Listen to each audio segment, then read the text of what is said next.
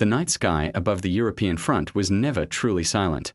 The distant echo of artillery, the hum of engines, and the occasional streak of tracer fire painted the darkness in shades of fear. Yet, among all the sounds of war, one stood apart, a deep, rhythmic thunder that seemed to shake the ground itself. To the soldiers on the German lines, it wasn't just another gun. It was a sound that carried a reputation, the voice of the American M2 Browning. They called it a storm in metal form, and every time it spoke, even the most seasoned troops took cover. While Allied troops often dreaded the rapid scream of German milligram 42 machine guns, the Germans had their own source of anxiety. The M2 Browning and its massive half-inch cartridge had a reach and power that seemed almost unnatural. Some nicknamed it Mar-Deuce, a mix of respect and superstition, as if the weapon itself possessed a will of its own.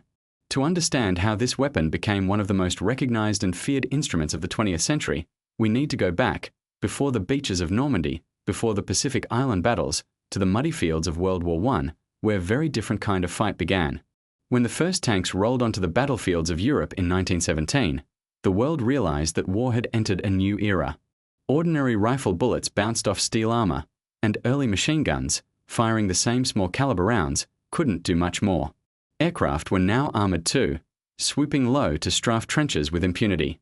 The United States, observing the changing battlefield, recognized the urgent need for something more, a machine gun capable of dealing with these armored threats. General John Pershing, commander of the American Expeditionary Forces, made a specific demand: a gun powerful enough to pierce through armor plates and destroy the new mechanical beasts dominating the front lines. The task landed on the desk of America's most brilliant firearms designer, John Moses Browning. By then, Browning's reputation was legendary. He had already created some of the most reliable and effective small arms of his time, but this request was unlike any before. What Pershing wanted was not just a new gun, but an entirely new concept, a weapon firing bullets twice the size of anything carried by infantry. Browning began by scaling up his proven M1917 water-cooled machine gun. He increased every component, reinforced every mechanism, and designed a cartridge to match the enormous power he envisioned. The result was the .50 BMG, short for Browning machine gun, a round measuring half an inch in diameter and nearly 4 inches long. It wasn't just big, it was revolutionary. Designed to leave the barrel at over 2,700 feet per second, the projectile carried enough energy to tear through light armor and even disable aircraft engines. The cartridge was inspired in part by captured German anti-tank rounds from the Great War, and it represented a direct answer to the rapid evolution of battlefield technology. By the end of the war, Browning's design had proven workable, though not yet perfected. The first prototype, called the M1921, was a water-cooled heavy machine gun mostly intended for anti-aircraft use. It was enormous, weighing around 120 pounds, and nearly impossible for infantry to move easily. Early reports were lukewarm, too heavy, too loud, and too cumbersome. No one could yet see that the weapon's true potential lay not in what it was, but in what it could become. When Browning passed away in 1926, many thought his massive new machine gun would fade into obscurity. But his design team continued refining it. They replaced the feeding system so it could accept ammunition belts from either side. They created a universal receiver capable of accepting different barrel types, air-cooled for aircraft, heavy barrels for vehicles, or water jackets for stationary defense. Piece by piece, the machine evolved. The improvements transformed it from a promising prototype into a reliable, adaptable weapon. The US Army officially adopted it as the M2 Browning, and although the world didn't yet know it, this creation would go on to serve for more than a century. As nations began rearming through the 1930s, other countries shifted their focus toward larger caliber cannons, 20mm and 30mm weapons designed to destroy aircraft and vehicles. But the Americans believed in a different philosophy. Instead of building heavier, slower firing guns, they trusted the high velocity and adaptability of the .50 BMG. It could do almost anything, from defending bombers to cutting through light armor, and it didn't require a complete overhaul of existing designs. When the world plunged once again into global conflict in 1939, the M2 was waiting. It wasn't the newest gun on the battlefield, but it was one of the most balanced. Strong, accurate, and devastatingly versatile, it began appearing everywhere the US Army went. The sound of its deep thudding roar became part of the very soundtrack of the Second World War. The Germans had built their legend around the milligram 42, a weapon known for its incredible rate of fire. But even they would soon realize that speed wasn't everything. Power had a sound of its own, and it came from the barrel of the M2. By the time American troops landed in North Africa and Europe, the M2 had already become a universal companion. It was mounted on jeeps, half-tracks, tanks, bombers, and even patrol boats. Wherever there was an American flag, chances were that an M2 wasn't far away.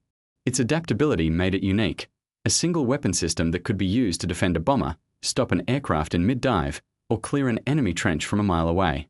On aircraft, the M2 became a storm of steel. The iconic B-17 Flying Fortress carried up to 13 of them, placed in almost every direction imaginable. Waist gunners, turret operators, and tail gunners relied on the .50 caliber to fend off German fighters diving in at breakneck speed. Each trigger pull released a booming vibration through the entire airframe, and traces streaked across the sky like fiery comets. Pilots reported seeing enemy fighters break apart mid-air after concentrated bursts, and the Germans quickly learned that attacking a formation of fortresses meant flying straight into a wall of lead.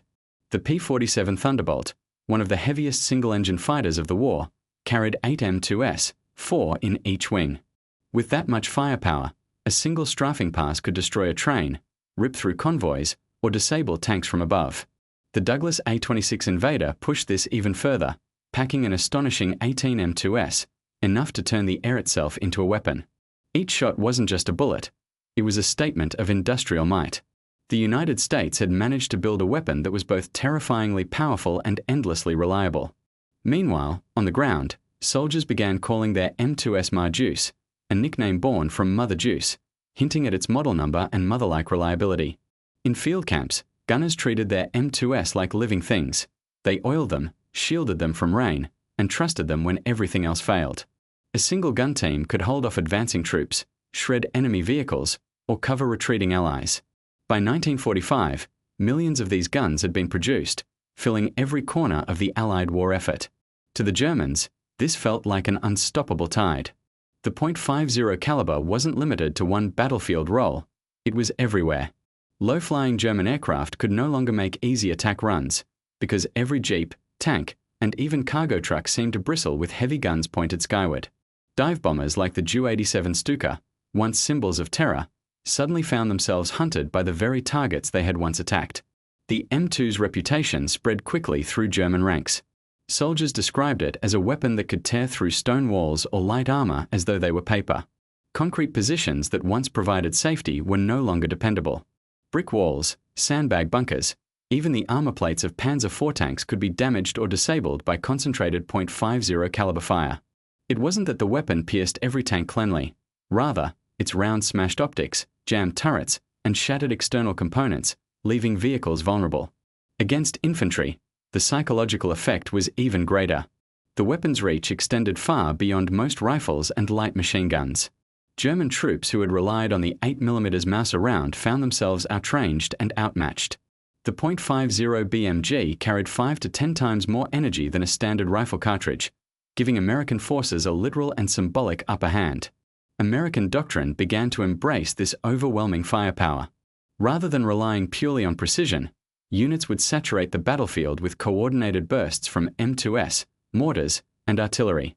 The sound of a synchronized volley, the heavy, pounding beat of multiple .50s, became the rhythm of Allied offensives. German troops often noted in their diaries how demoralizing it was to face such volume. They weren't just fighting soldiers, they were facing an industrial machine. Yet, behind every weapon lies a story of engineering, and the M2's inner workings were just as remarkable as its battlefield presence. The gun operated on what's called the short recoil principle. When a round was fired, the barrel and bolt locked together and moved backward for a short distance, absorbing the immense force safely before separating. The spent case was then ejected, a new round was fed in, and the process repeated, hundreds of times per minute, with the steady, thunderous rhythm of a heartbeat. This mechanism, while simple in concept, made the M2 extraordinarily reliable. Mud, dust, or even extreme temperatures rarely stopped it. Soldiers could strip and reassemble it in the dark, guided only by touch. Its mechanical pulse became a symbol of confidence for the Allied troops. But to the Germans, that same rhythm became a warning, a sound that meant cover was useless and movement deadly. They began to adapt, changing tactics and prioritizing the elimination of M2 crews with snipers, artillery, or tanks. Direct assaults were too costly. German soldiers would later recall that when the distinct echo of an M2 opened up, even armored columns hesitated. There was also an enduring rumor that the .50 caliber was somehow forbidden, that its power was so great it violated international law. This myth was never true, but it spread rapidly among soldiers on both sides. In truth, the fear came not from rules, but from the weapon's devastating precision. Even a single impact could disable equipment, vehicles, or defensive structures. For the men on the receiving end, it felt like no barrier was safe enough. The psychological impact of this machine gun cannot be overstated.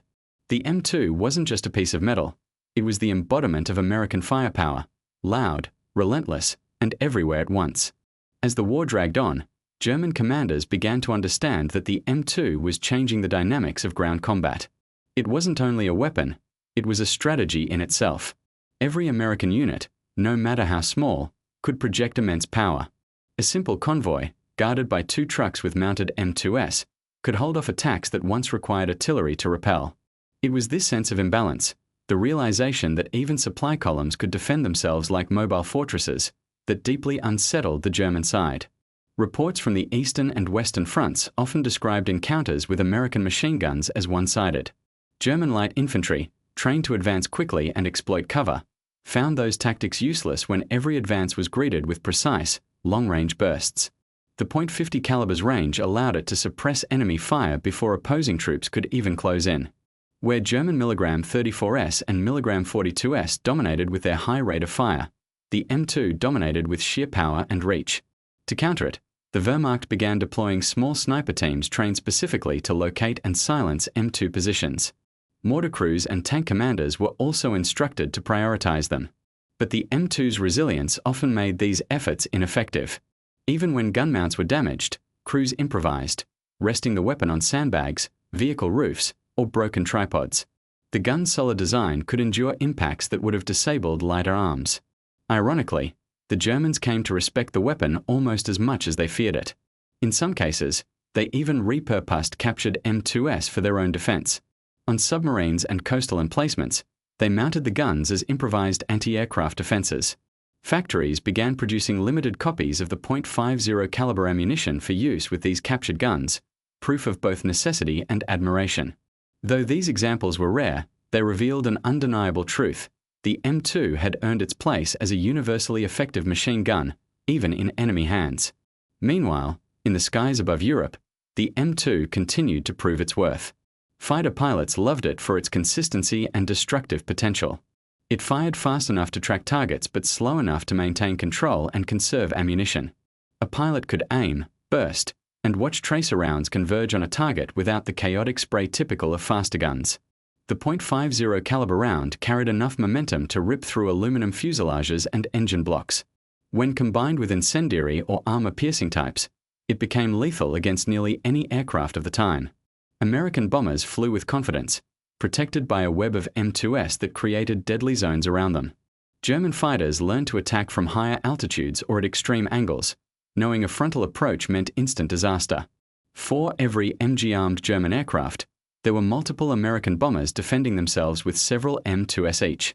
It became less a battle of men and more a clash of machinery, where design and industrial strength dictated survival. Back on the ground, German tank crews began to notice something unsettling. Although the .50 caliber couldn't always penetrate the thick frontal armor of their vehicles, it caused consistent mechanical chaos. Optics cracked, track links shattered, and antennas snapped. A concentrated volley on the thinner top armor could disable external equipment, leaving the tank blind or immobile. The M2 wasn't built to destroy tanks, but it could cripple them in ways that made recovery impossible under fire. For infantry, the effect was psychological more than physical. The deep thud of each burst carried through the air, echoing across valleys and through forests. Soldiers who had once trusted in cover began doubting it. Brick walls, tree trunks, even reinforced bunkers offered little safety. A few well-aimed bursts could carve holes through barriers once thought indestructible. To many German units, the appearance of an American heavy machine gun meant the end of maneuvering and the beginning of survival mode. American soldiers, in contrast, grew to depend on the M2 as their guardian. They mounted it on everything that moved: tanks, trucks, landing craft, and even watchtowers. During assaults, it cleared paths through resistance. During retreats, it covered entire sectors with suppressive fire. Commanders often described it as the backbone of the battlefield. It gave small units confidence to push forward, knowing they had an answer to almost any threat. But what truly set the M2 apart wasn't only its battlefield dominance, it was its simplicity. Despite its intimidating size, it could be disassembled and cleaned in minutes. Spare parts were interchangeable, meaning that a broken gun could be restored by borrowing components from another. The mechanical genius of Browning's original design allowed the weapon to withstand dirt, water, and even frost. In both the deserts of North Africa and the snows of the Ardennes, the M2 performed with the same relentless precision. As the conflict intensified, so did the M2's myth. Soldiers spoke of it as if it had a personality, patient, powerful, and unforgiving. They said it had a rhythm, a mechanical heartbeat that announced the arrival of American firepower. To hear that rhythm from afar was to know that reinforcements had arrived. To hear it up close was to understand why the Germans had come to dread it so much. Every weapon in war tells a story about the people who made it. The Milligram 42 told a story of efficiency and speed. The M2 told a story of endurance and overwhelming force. And in the battles that shaped the 20th century, endurance proved to be the greater weapon. As the war neared its climax, the M2's versatility began to truly shine. By now, American engineers had developed a wide range of ammunition types for different missions, each round giving the weapon a new identity. The standard full metal jacket round was devastating enough, but specialized variants took the M2's capabilities to extraordinary levels. Armor-piercing rounds, marked with a black tip, were designed to penetrate solid steel. They could punch through engine blocks, concrete bunkers, or lightly armored vehicles with ease. Against aircraft, these rounds could disable critical systems with only a few hits. Then came the incendiary rounds, glowing with a faint trace of blue at their tips. When fired at fuel tanks or aircraft wings, they ignited anything flammable they touched. Engineers quickly realized that by combining both effects, armor-piercing and incendiary, they could create ammunition capable of punching through armor and setting targets ablaze simultaneously. For anti-aircraft use, a tracer element was added every few rounds, allowing gunners to see exactly where their bullets were going. In the chaos of battle, this was more than a visual tool. It turned the sky into a spectacle of streaking red lines, guiding the eyes of gunners as they tracked enemy fighters. From the ground, it looked almost artistic, fiery arcs climbing into the heavens, but for those in the air, it was a deadly light show that few wanted to fly through. These combinations of ammunition were carefully planned. Ground gunners usually loaded one tracer for every 5 standard rounds to adjust their aim in real time. Pilots used belts tailored for their missions, armor-piercing and incendiary for dogfights, pure armor-piercing for ground attacks, and mixed belts for flexibility. In every configuration, the M2 became an orchestra of mechanical precision. After the war, new types of ammunition pushed the limits even further. One of the most remarkable was the multi-purpose round, designed to act almost like a small cannon shell. It had an armor-piercing tungsten core, a small internal explosive, and an incendiary compound. When it hit, it not only penetrated armor but also released energy in multiple forms, creating effects far beyond what a typical bullet could achieve. Another development was the SLAP, the Sabot Light Armor Penetrator. It worked on the same principle as modern tank rounds, firing a smaller, extremely dense projectile encased in a lightweight shell. Upon leaving the barrel, the casing fell away, and the smaller core continued forward at incredible speed, capable of piercing armor far thicker than before. But perhaps one of the most fascinating evolutions of the .50 BMG came not from machine guns, but from snipers. During the Vietnam War, legendary marksman Carlos Hathcock experimented by mounting a telescopic sight on an M2, using it to engage targets at extreme distances. With careful adjustments, he managed precise single shots, something unheard of for a machine gun. This experiment inspired the creation of the Barrett M82, the famous long-range rifle that transformed the .50 caliber into a sniper's tool. What began as a weapon for shooting down aircraft had become one of the most accurate and powerful long-range rifles in the world. Back in World War II, however, it was the M2's battlefield flexibility that made it legendary. One of the most striking examples of this adaptability was the Quad 50. The concept was simple but terrifying in execution. If one M2 could suppress an area, then 4 working together could erase it. Engineers mounted 4 M2s on a single rotating turret, electrically controlled for quick aiming. Known officially as the M45 Maxim mount, it could elevate almost vertically, making it perfect for shooting down low-flying aircraft. Each second, the 4 guns fired nearly 40 rounds in total, a torrent of power that could sweep the sky or ground alike. Initially designed for air defense, these mounts soon found a second life supporting infantry. Once Allied forces gained air superiority, the Quad 50s turned their barrels downward, mowing through enemy ambushes, fortifications, and troop concentrations. German soldiers who once feared single M2s now faced quadruple versions, mounted on trucks or half-tracks, following convoys and guarding columns. The psychological impact was immense. The sight of 4 barrels rotating in unison, each spewing flashes of light, was enough to silence enemy fire before it even began. In urban fighting or dense forests, the Quad 50 became a mobile shield, clearing paths with a relentless storm of bullets. Its success in Europe would later inspire similar mounts during the Korean and Vietnam Wars, where the same system was used to protect convoys and bases from surprise attacks. Even after the war ended, the M2 refused to fade away. Other weapons came and went, replaced, upgraded, or abandoned, but the M2 remained. It served in Korea, in Vietnam, in the Gulf War, and continues to serve in modern conflicts. The same weapon that roared over the beaches of Normandy now watches over armored convoys in deserts and mountains. Its design has barely changed, a testament to how well John Browning understood the art of simplicity. Decades after its creation, minor updates were added, an improved barrel change system, a flash suppressor, and a manual safety, but the core remained untouched. The same recoil system, the same massive cartridge, and the same reliability that soldiers once trusted in the 1940s are still trusted today. It's strange to think that one man's early 20th century design could survive unchanged through more than a century of technological evolution. Yet that's exactly what the M2 accomplished. It wasn't just a product of war, it was a product of timeless engineering.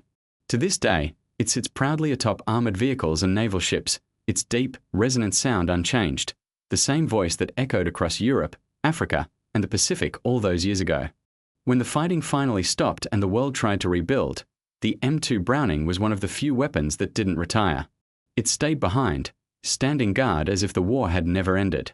Soldiers who had used it in battle often said the same thing: it just never failed. That simple truth kept it alive through one generation of warfare after another. In the post-war years, as nations raced to develop jet aircraft, missiles, and nuclear arms, the M2 seemed like a relic from an older time. Yet, it refused to become obsolete. Its design was so balanced that new technologies could not replace it, only refine it. Where other weapons needed modernization, the M2 merely adapted. Mounted on a truck, a tank, or even a helicopter, and it remained just as relevant as before. It became more than a gun. It became a symbol of reliability. In Korea, it served as both shield and sword. On frozen mountain passes, it provided covering fire for troops under siege. American soldiers trusted it to defend trenches and outposts against waves of advancing enemies. Even in sub-zero conditions, it fired without hesitation. In Vietnam, it became a tool of survival. Mounted on riverboats and patrol jeeps, it protected convoys through dense jungles and along treacherous waterways. The sound of the M2's thundering bursts echoed through the humid air, a sound that meant safety for some and fear for others. What fascinated military engineers most was how easily it adapted to new forms of warfare. As battlefields became more mobile, the M2 followed, bolted to Humvees, helicopters, and later, armored carriers. The same basic design that once defended bombers in World War II was now supporting peacekeeping missions and convoy patrols decades later. The idea that a single design could bridge so many eras became almost legendary. But beyond its mechanical excellence, the M2 carried a certain aura. For many soldiers, hearing it in action felt like hearing history itself, the same rhythm, the same roar that had defended the skies over Europe and the islands of the Pacific. Veterans described a strange sense of familiarity whenever they encountered it, as though the weapon was a link between generations of service. Modern military culture even began to celebrate it as a kind of monument in metal. In training bases across the United States, young recruits still learned to handle the M2 with the same respect their grandfathers had. Manuals written decades apart gave almost identical instructions, because nothing essential had changed. If it isn't broken, soldiers would say, don't fix it, just feed it. The M2's story, however, wasn't only about its endurance, it was also about its psychological weight. Throughout its service, the the weapon developed a reputation that extended beyond the battlefield. To allies, it was a guardian angel, powerful, dependable, always watching. To enemies, it became an omen, a reminder that even the best cover might not be enough. In conflicts where morale mattered as much as ammunition, that fear was as valuable as the weapon itself. There were countless reports from various wars describing how enemy combatants altered their tactics when an M2 was present. They avoided open fields, chose different routes, or waited until nightfall to move. Commanders learned to use this to their advantage. Sometimes just mounting an M2 visibly on a vehicle could deter attacks without firing a single shot. It wasn't only a weapon of destruction, it was a weapon of influence. Its distinctive sound played a major role in this reputation. Unlike the sharp chatter of lighter guns, the M2's voice was deep, deliberate, and unmistakable. It didn't stutter. It spoke in long, powerful bursts that rolled through valleys and across open plains. Troops could identify it instantly, even from miles away. In that way, it became part of the emotional landscape of every battlefield it touched. Even decades after World War II, the M2 retained the same mystique that had once unsettled German soldiers. In later conflicts, from the deserts of the Middle East to the mountains of Afghanistan, that sound carried the same meaning: power, presence, and precision. Its psychological effect outlived the war that made it famous. When military historians look back, they often point out that the M2's success came from balance. It wasn't the fastest gun, or the lightest, or even the most modern. But it achieved something rarer: perfection in purpose. It did everything it was designed to do, and did it better than almost anything else. That's why no one ever truly replaced it. The German engineers who once feared its power would probably have appreciated its longevity. They respected efficiency and reliability above all, and the M2 embodied both. If any weapon could be called a masterpiece of practical design, it was this one. Today, its silhouette still stands on vehicles around the world: long barrel, heavy receiver, and simple iron sights. The same image that once filled black and white wartime photographs now appears in high-definition footage from modern operations. The difference is that now, it's part of a digital age, connected to sensors, cameras, and targeting systems, yet still firing the same half-inch cartridge that John Browning designed more than a century ago. The M2's survival into the modern age is more than just a coincidence. It's a reflection of how perfectly its design fit the needs of war. Every generation of engineers who examined it came to the same conclusion: there was nothing essential to improve. Its heart, the mechanism that had fired through rain, sand, and snow since the 1920s, remained the same. What changed was the world around it. As warfare evolved from trench lines to mechanized mobility and finally to digital precision, the M2 quietly followed. Mounted on Humvees in Iraq, on armored vehicles in Afghanistan, and even on naval ships patrolling distant waters, it continued to perform the same role it had filled in World War II: to protect, to suppress, and to dominate. Soldiers affectionately called it the Old Giant, a veteran among modern machines. And every time it fired, the old rhythm echoed, a reminder that raw mechanical reliability still mattered, even in the era of computers and drones. Modern armies eventually adapted the M2 to the needs of the 21st century. Instead of exposing gunners to open fire, remote weapon stations were developed, rotating turrets equipped with cameras, sensors, and joysticks. A gunner could now aim and fire from inside an armored vehicle, guided by a screen instead of direct sight. The M2 became part of an integrated system, combining old power with new technology. These systems featured laser rangefinders, night vision, and thermal imaging. Yet the core of it all, the heavy Browning machine gun, stayed the same. This seamless blend of past and present gave the M2 an almost mythic status. It was no longer just a weapon. It was a bridge, connecting the mud and steel of the 1940s to the digital warfare of the modern world. Few machines can claim such a journey. Even tanks and aircraft, constantly upgraded and replaced, have not kept their original essence the way the M2 has. Culturally, it became a symbol of endurance. In American military tradition, it represented both history and strength, a tangible link to the soldiers who had carried it through Normandy, Iwo Jima, and Bastogne. For many veterans, seeing an M2 on a modern vehicle evoked memories of their own service, creating a shared legacy across generations. It wasn't unusual to hear older soldiers tell younger ones, "Take care of that gun, it's older than you are." And they weren't exaggerating. Beyond symbolism, its presence carried deep psychological weight. The sound of an M2 could change the mood of a battlefield instantly.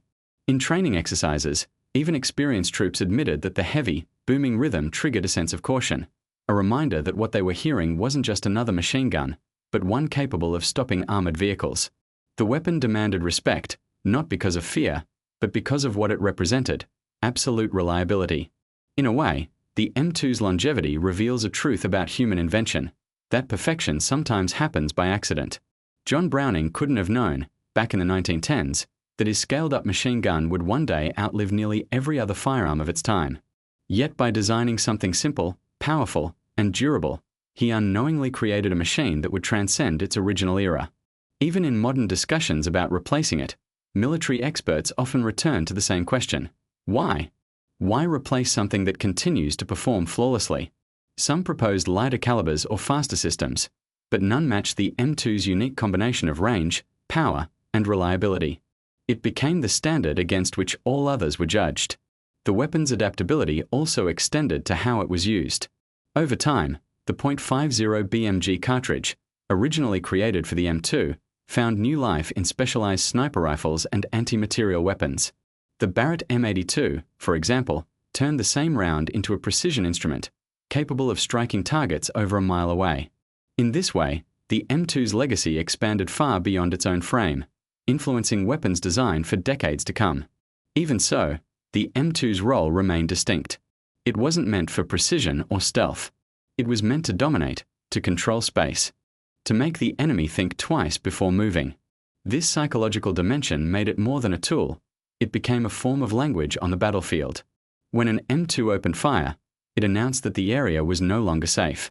It spoke a message that didn't need translation, in any war, in any century.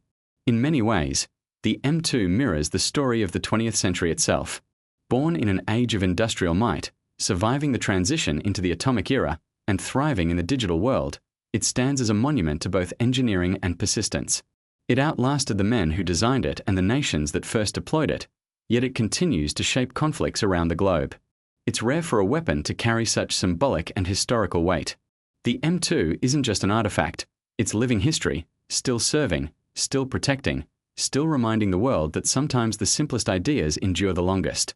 As the decades rolled on, the M2 Browning became more than an American weapon. It became a global standard. Nations across the world, both allies and former rivals, adopted it in one form or another.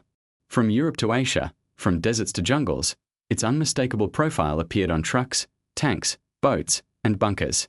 Some countries received them through American aid, others produced licensed versions, and still others built unlicensed copies. Regardless of origin, all shared one truth: nothing else quite matched the M2's combination of simplicity and effectiveness. In the post-war years, many European nations rebuilding their armies adopted the weapon almost immediately. The British mounted it on armoured cars and naval patrol boats. The French integrated it into their colonial forces during campaigns in North Africa and Indochina. Even in the Cold War era, when new technologies like guided missiles and jet aircraft were redefining military power, the M2 continued to fill vital roles: anti-air defense for convoys, perimeter protection for bases, and long-range fire support for infantry. In Asia, its influence was just as widespread. South Korea, Japan, and the Philippines kept it in active service, relying on its reliability through decades of regional tension. In the Middle East, it became a staple of both conventional armies and irregular forces. Wherever there was a need for a dependable, powerful weapon that could work under extreme conditions, the M2 appeared. It was even used by forces that once opposed the United States. Captured units in conflicts like Vietnam or the Middle East were often turned around and used against their former owners. Soldiers on both sides of the line respected it equally, some out of admiration, others out of necessity.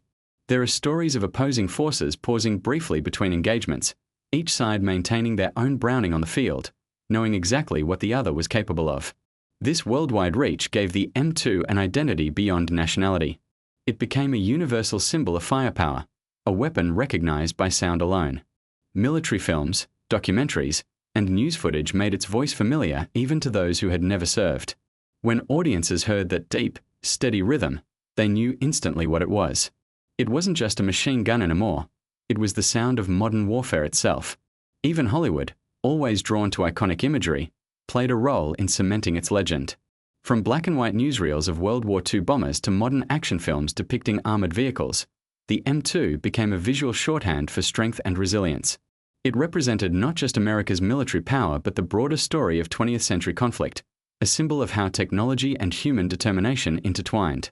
Other countries tried to create their own versions, yet few managed to surpass it.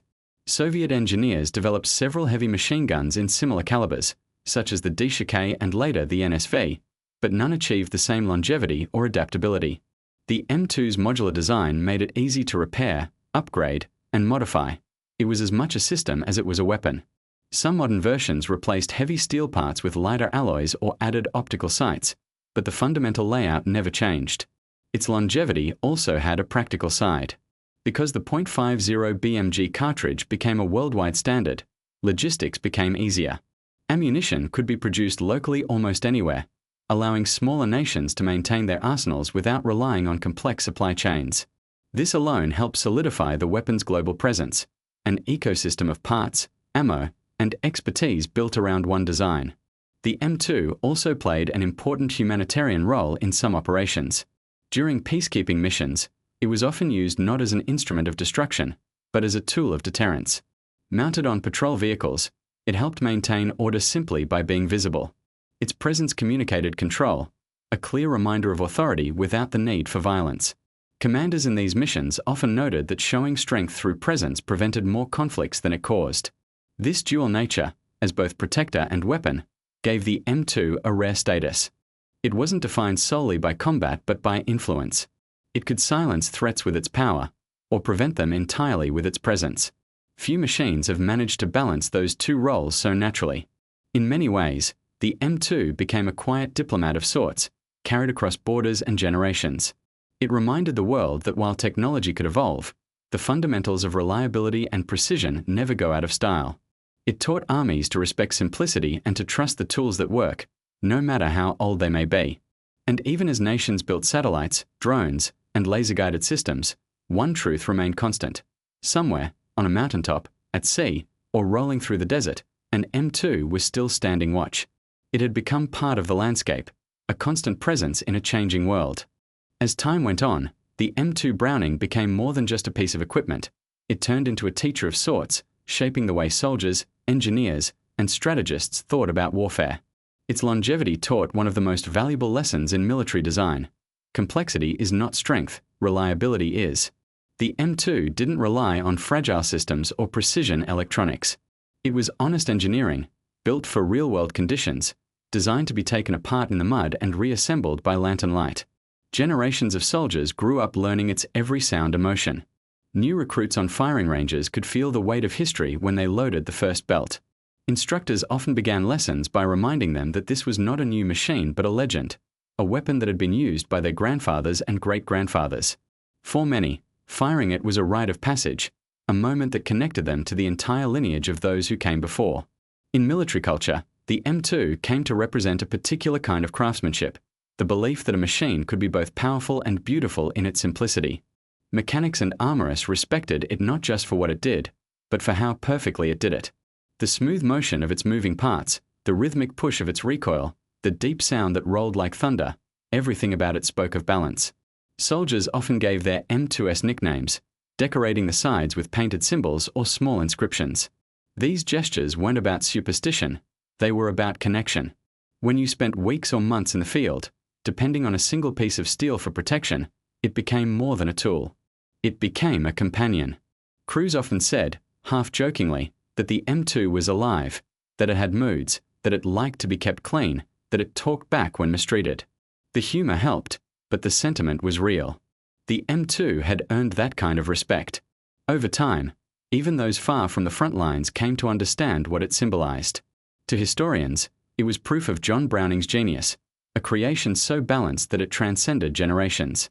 To military theorists, it represented the philosophy of sustained dominance, control through reliability. And to the public, it became one of the most recognizable emblems of American military power, alongside the Sherman tank and the B-17. In museums, the M2 often stands as a centerpiece, its long barrel and solid frame displayed not as a relic, but as a reminder of how innovation can last. Visitors who see it are often surprised to learn that the same model is still in use today. Few inventions, military or otherwise, can claim that kind of unbroken service record. Its endurance also inspired civilian innovation. The principles behind its recoil system and feeding mechanism influenced the design of other heavy weapons and even industrial tools. Engineers studied it as an example of mechanical efficiency, a machine that combined strength and simplicity without compromise. But perhaps the most profound impact the M2 had was psychological, not only on those who faced it, but on those who used it. To operate such a weapon carried responsibility. Soldiers understood the scale of its power, and with that came respect for the restraint required to wield it properly. In training, instructors emphasized discipline and control. The M2's purpose was not destruction for its own sake, but the preservation of safety through strength. This mindset shaped how generations of soldiers approached their craft, not as aggressors, but as guardians. In times of peace, the M2 continued to remind armies of their heritage. Its presence on bases and vehicles served as a connection to the past, a reminder that technology, no matter how advanced, is only as good as the people behind it. It became a kind of silent veteran, standing alongside the men and women who served, carrying the memory of those who had once done the same. For many, it symbolized the continuity of effort, the idea that some tools endure because they were made right the first time. Even as digital systems and guided weapons began to dominate military thinking, the M2 remained a comforting constant. It was a physical link to the roots of modern warfare, a reminder that in the end, the most powerful weapon is the one that works when you need it most. In the halls of military academies, instructors often use the M2 as an example when teaching the concept of proven design. They explain that it's not about how new something is, but how well it fulfills its purpose. They point to the Browning and say, "This is what happens when you build something to last, not just to impress." That philosophy has influenced everything from small arms to modern drones. It's the reason why some of today's most advanced systems still favor simplicity over complexity, durability over decoration. The M2's design philosophy quietly reshaped how weapons, and by extension, technology itself, would evolve for decades to come. And while other machines became outdated, replaced, or forgotten, the M2 remained.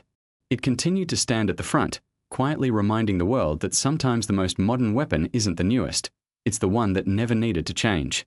In the 21st century, as armies evolved toward precision and automation, the M2 Browning found itself serving a new purpose, not just as a weapon, but as a bridge between generations of warfare. It stood as a reminder that progress does not always mean replacement.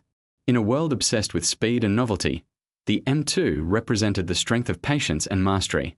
It had already proven its value in every environment imaginable, and it continued to do so with quiet authority.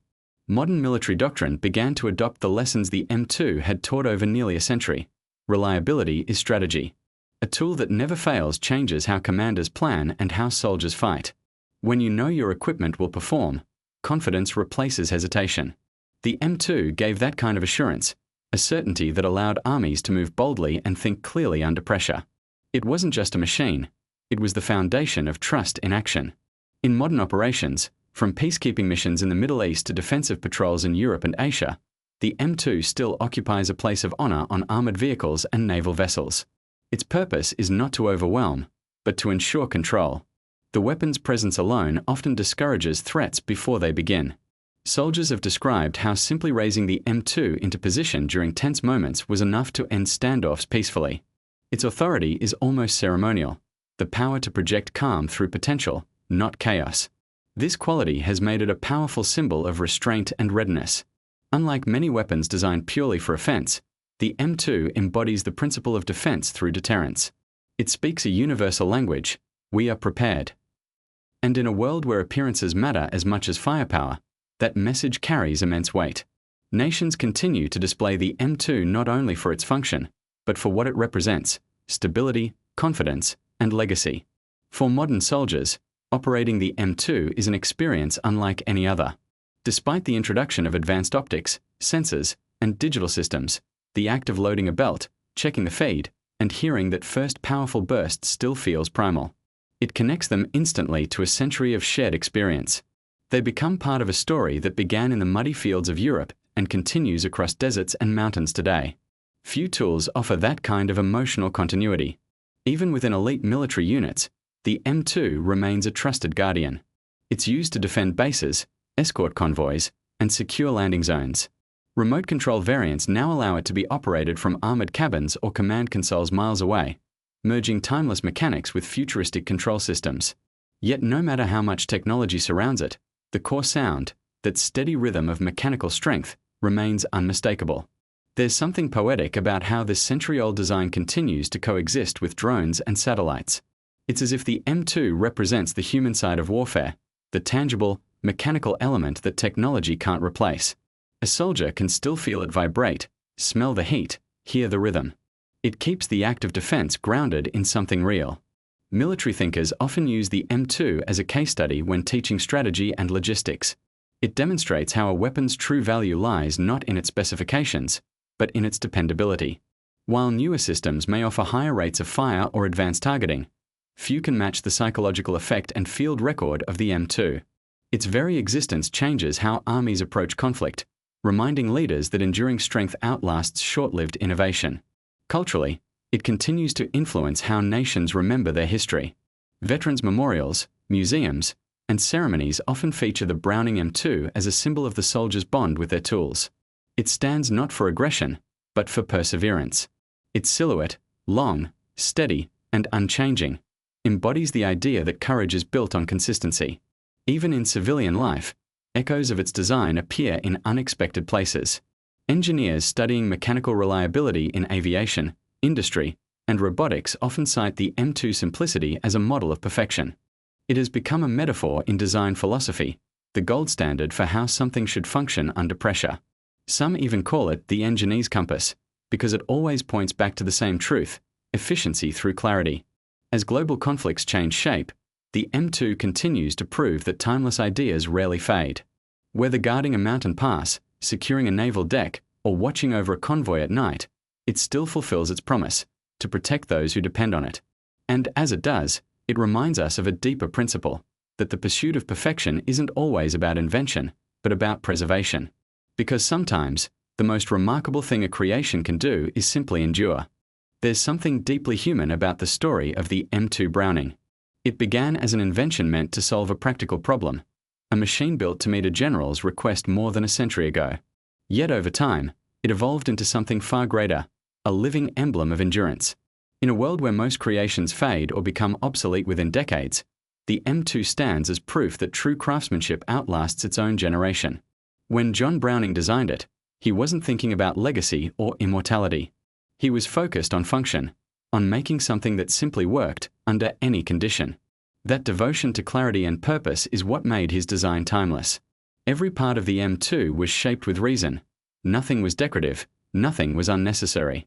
That balance between simplicity and effectiveness became the key to its survival. And in that, there's a quiet lesson. Sometimes, excellence is not about constant change, but about getting it right the first time. The M2's continued presence across decades of history reflects more than just mechanical brilliance. It mirrors the story of human resilience. Each time it appeared on a new battlefield, it adapted, just as the people who carried it did. It traveled from the trenches of Europe to the deserts of the Middle East, from icy mountains to tropical jungles, surviving not only through technological revolutions, but through entire transformations of the human world. Its unbroken service has made it almost mythic among soldiers. Those who've manned it often describe a sense of connection, not only to the weapon itself, but to the countless hands that have done the same before them. To load an M2 is to continue a tradition. To fire one is to echo history. It is not merely metal and mechanics, it is memory made tangible. Modern armies that still use the M2 often keep their oldest units in pristine condition, passing them down through maintenance, upgrades, and care.